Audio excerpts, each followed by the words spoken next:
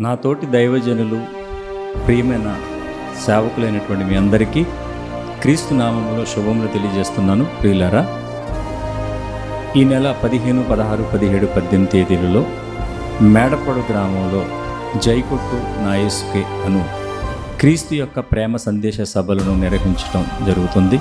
అనేక సంవత్సరాలుగా నా గ్రామంలో ఇదే తేదీల్లో సభలు నిర్వహిస్తున్నాను. మరలా ఈ సంవత్సరం కూడా జరిగేటువంటి ఈ సభలలో ఎలమెంట్స్లీ, పాలకొల్లు, ఒల్లూరు మండల దైవజనులందరికీ కూడా ప్రేమపూర్వక ఆహ్వానాన్ని పలుకుతున్నాను.